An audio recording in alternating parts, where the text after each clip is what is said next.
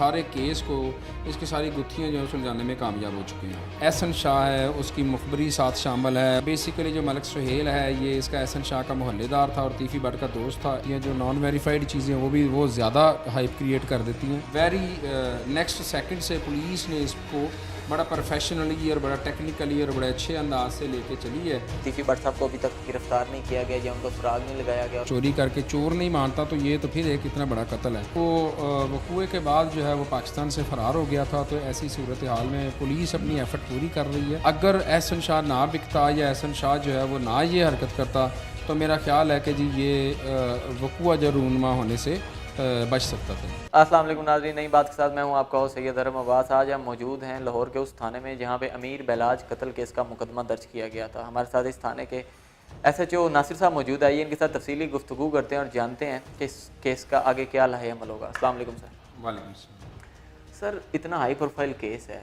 Narrow down कितना किया गया इस केस को? जी बिस्मिल्लाहिर्रहमानिर्रहीम, बहुत शुक्रिया जी, आपने टाइम दिया और इस बाबत में केस में बात करने के लिए मौका दिया। ये जिस तरह से आपको पता है कि जी ये 18 फरवरी का वाक़या है जी। उसमें शादी के फंक्शन के बाद जो है फायरिंग करके अमीर बेलाज टीपू को जो है वो कत्ल कर दिया गया था। तो इसमें पुलिस ने वेरी फर्स्ट डे अपना जो है वो काम स्टार्ट कर दिया था और जैसे ही इस कत्ल की बाबत पुलिस को इतला मिलती है हम सारे मौका पे पहुँचे हैं। फोरेंसिक साइंस एजेंसी बाकी सारी जो टेक्निकल टीम्स हैं वो सारी मौका पे पहुंची और जो मज़रूब था उसको हॉस्पिटल पहुंचाया, जो कि ज़ख्मों के ताब ना लाते हुए दम तोड़ गया और जाँ बहक हो गया। उसके बाद जी जब पुलिस को मौके से जो शवाहद मिले उसमें एक डेड बॉडी थी जो कि उस शूटर की थी, जो कि अपने ही साथियों के फायरिंग से जो है वहाँ पे हलाक हुआ था। उसके पास से फिर पुलिस को वहाँ पे टेक्निकल एविडेंसेस के तौर पे मोबाइल मिलता है, प्लस उसके जो आइडेंटिफिकेशन है वो पता चलती है। और इस केस की जो है वो चूँकि एक ये हाई प्रोफाइल केस था और बड़ा इम्पॉर्टेंट केस था, इस सिलसिले में इसकी मुख्तलिफ़ एंगल से इसकी तफ्तीश जो है वो की जाती रही। सबसे पहले जो बेसिक इसमें चीज़ थी वो सेफ सिटी के कैमरा से हमने मदद ली है कि जी जो शूटर्स थे वो आए कहाँ थे, कहाँ से थे, अगर वो गए हैं तो किस रास्ते से वापस गए हैं। प्लस उसके अलावा टेक्निकली जो हमारी जो टेक्निकल टीमें हैं उन्होंने उसके मोबाइल को फोरेंसिक्स किया। उसके अलावा जो उसका जो वहाँ से जो पर्स मिला उसमें से जो कार्ड्स वगैरह मिले उनका फिर हमने एनालिसिस किया। उससे ये पता चला कि ये जब वहाँ पे जो डेड बॉडी पड़ी हुई है ये अकेला बंदा नहीं था, इसके साथ दीगर लोग भी शामिल थे। चूँकि ये एक हाई प्रोफाइल केस था, इस बेसिस पे फिर इसको प्रॉपरली देखा गया, प्रॉपरली इस पे काम किया गया। तो इसमें बड़े अस्टॉनिशिंग और बड़े हैरान कुन जो है वो इंकशाफात सामने आए। इसमें जो सबसे पहली जो चीज़ थी वो अनलकीली कहा जाए तो सबसे पहले जो उसका एक इंतहाई करीबी दोस्त जो था एहसन शाह है, उसकी मुखबरी साथ शामिल है, उसकी साथ सारी इन्फॉर्मेशन जो है वो शेयरिंग शामिल है। उसके बाद फिर जो है जो मौके पे जो शूटर जो मरा था मुज़फ़्फ़र शाह, उसका जो लिंक्स हैं वो तीफ़ी भट्ट से जो है वो डायरेक्टली उससे मिले। फिर उसके अलावा तीफ़ी भट्ट के अलावा एक आपके सामने जो है वो किरदार होगा मलिक सुहेल नामी। बेसिकली जो मलिक सुहेल है ये इसका एहसन शाह का मोहल्लेदार था और तीफ़ी भट्ट का दोस्त था। इसी ने ही एहसन शाह को बलाज से तोड़ के लालच दे के अपने साथ शामिल किया था कि तुम इन्फॉर्मेशन दोगे और प्लस 50 लाख रुपया उसने इसको दिलवाया तीफ़ी भट्ट से, जो कि अभी रिकवर भी हो चुका है और सारे इंकशाफात भी सामने आ चुके हैं। अभी एहसन शाह जो है वो भी अरेस्टेड है, मलिक सुहेल जो है वो भी गिरफ़्तार है। प्लस इन्होंने जो किराए की रेंट की गाड़ी ऊबर करीम से जो गाड़ी ली थी उस गाड़ी का जो ड्राइवर है वो भी सामने आ चुका है। इसमें मेन जो मुज़फ़्फ़र था उसके साथ दीगर जो 2 लोग शामिल थे, हारून और एक बिलाल नामी लड़का जो था। बेसिकली जो बिलाल है ये बिलावल जो है ये है इसका क्या उसका नाम है तीफ़ी भट्ट का दूसरी जो वाइफ है उसका भतीजा है जी, वो भी इसमें अभी मतलूब है। इसके अलावा जो इसके साथ जो दूसरा शूटर था हारून जो है वो भी अभी मतलूब है। तो इस पे डे फर्स्ट से बल्कि नेक्स्ट सेकंड से पुलिस ने इसको बड़ा प्रोफेशनली और बड़ा टेक्निकली और बड़े अच्छे अंदाज से लेके चली है, जिससे कि अल्हम्दुलिल्लाह हम जो है सारे केस को इसकी सारी गुत्थियाँ जो है सुलझाने में कामयाब हो चुके हैं। सर, देखा जाए कि पुलिस ने बहुत जल्दी नैरो डाउन करके एहसन शाह को पकड़ा। आई थिंक इसके वाक़े के रोनुमा होने के चौथे दिन बाद ही एहसन शाह गिरफ्तार हो गया था। ये एक बहुत शॉकिंग न्यूज़ थी आवाम को लेके कि उसका एक बहुत ही करीबी साथी जो इस केस में मुब्तला है एक खबर जो बड़ी ज़्यादा गर्दिश की जा रही थी कि एहसन शाह की जो है ना टिंड कर दी गई है, इसमें कितनी सदाकत है? जी, इसमें ऐसी कोई ऐसा चीज़ नहीं है जो एहसन शाह के हवाले से ऐसी चीज़ें हैं।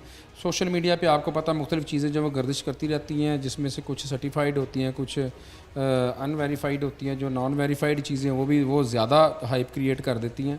तो बेसिक जो इस टेंड करने से या ना करने से ज़्यादा जो अहम चीज़ है वो ये है कि उसका एक जिगरी यार, एक उसका बाएतमाद दोस्त और 24 घंटे उसके साथ रहने वाला और बचपन का दोस्त जो है वो बिक गया है चंद पैसों की खातिर, जिसने कि उसके कत्ल की राह हमवार की, तमाम मुखबरी दी, तमाम इन्फॉर्मेशन दी। और अगर एहसन शाह ना बिकता या एहसन शाह जो है वो ना ये हरकत करता तो मेरा ख्याल है कि जी ये वक़ुआ जो रूनमा होने से बच सकता था जी। सर अगर देखा जाए तो एहसन शाह के बयान सामने आए, तो इस केस के एक मंथ बाद तीफी भट्ट के बयान सामने आए।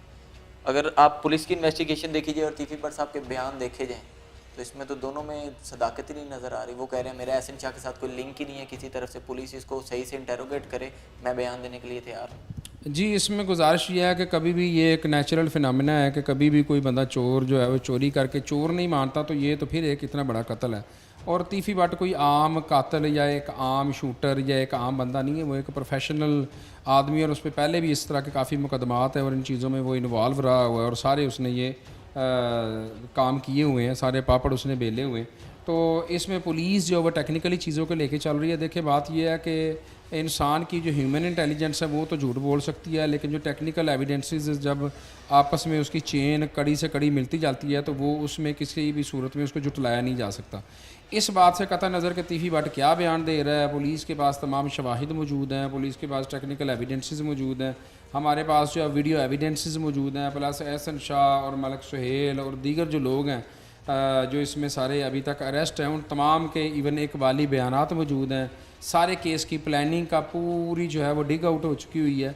तो इसमें तीफी भट्ट के मेरा ख्याल है बयानात कोई हैसियत नहीं रखते। डेफिनेटली वो डायरेक्ट इसमें इन्वॉल्व है और इस कत्ल का बेनिफिशरी भी वही है और बिला वजह एक शरीफ आदमी को, एक बेगुनाह आदमी को उसने कत्ल किया हुआ, तो वो अपने कत्ल को छुपाने के लिए डेफिनेटली इस तरह के बयानात जो वक्तन फ़क्तन देता रहेगा और ये कोई नई बात नहीं है, ये तो उनका पुराना काम है जी।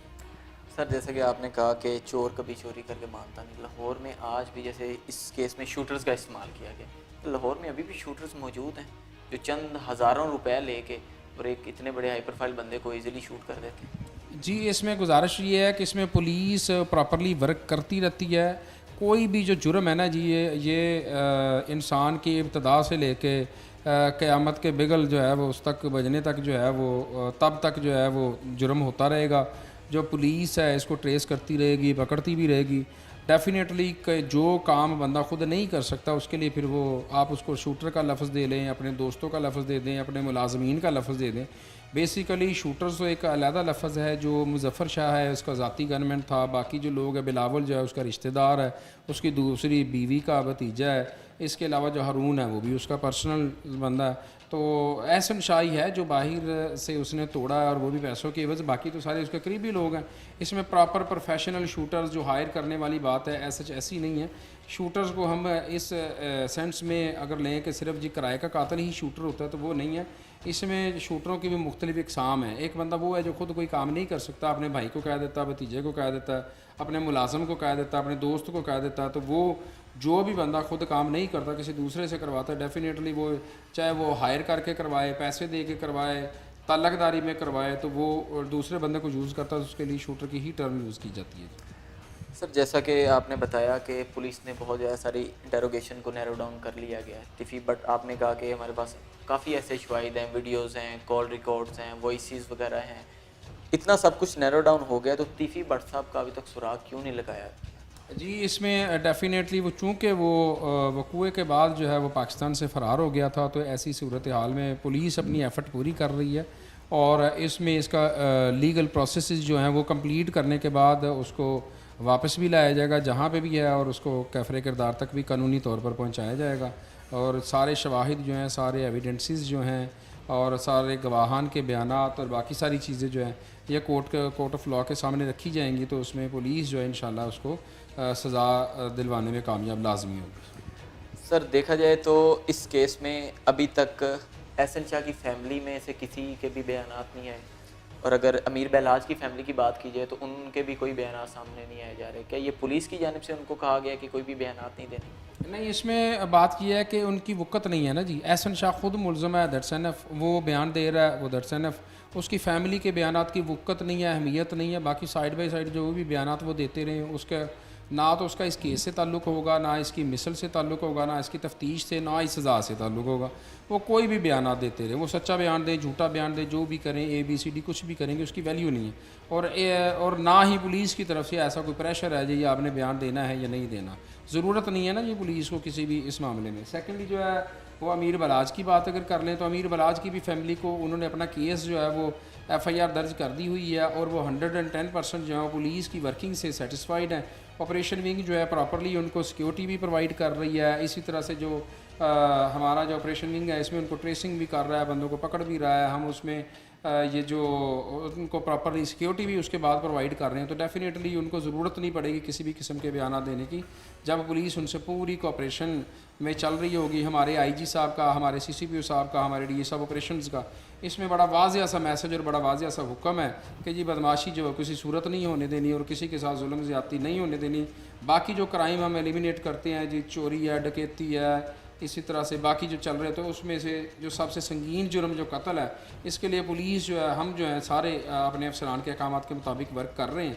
और चूँकि पुलिस अपना वर्क जो है वो अच्छे अंदाज से कर रही है, इस वजह से उसकी फैमिली को बयान देने की कोई ज़रूरत नहीं पेश आ रही। सर नासिर साहब, आपने इस केस को बड़ा करीब से देखा।